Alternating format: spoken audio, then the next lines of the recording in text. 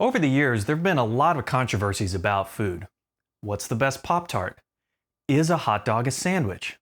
But there's one thing on which we can all agree: breakfast is the best meal of the day. And what's the best breakfast you can make at home? The one pan egg sandwich. Let me show you.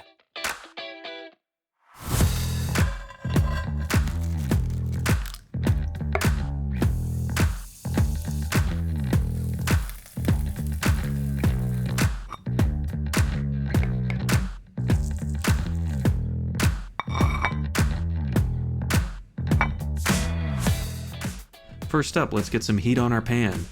You can use non-stick if you're not afraid of the chemicals. If you are afraid of the chemicals, you could try stainless steel, but we're cooking eggs, folks. Those are sticky. Don't do that. Instead, let's go with something tried and true. Cast iron. Nice and sturdy. Grab your eggs. You're going to want enough to cover the base of your pan in a thin layer. In my case, for my pan, I need 3 eggs. Yours might be different. Whisk your eggs. See how orange those yolks are? Those are farm fresh eggs, people.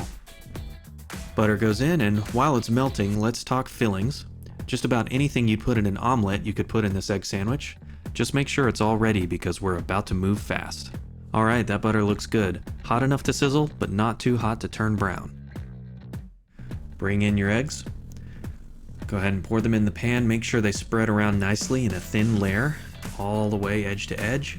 And while the eggs are still runny, you need to bring in your bread.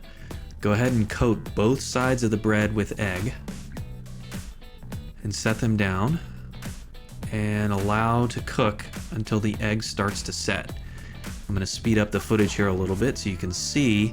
Just wiggling the pan a bit here and there, checking for runniness. You can use the spatula to make sure the egg is released from the sides.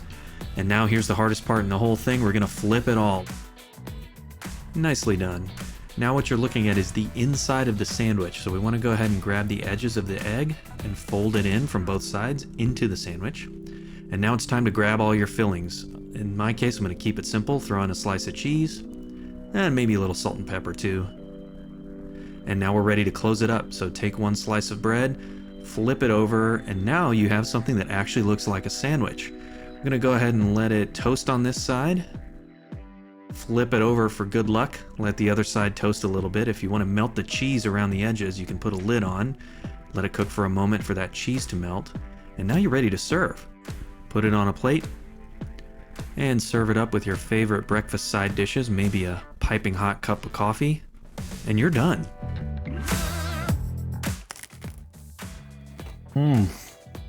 Now that is a tasty sandwich. Take care, my friends.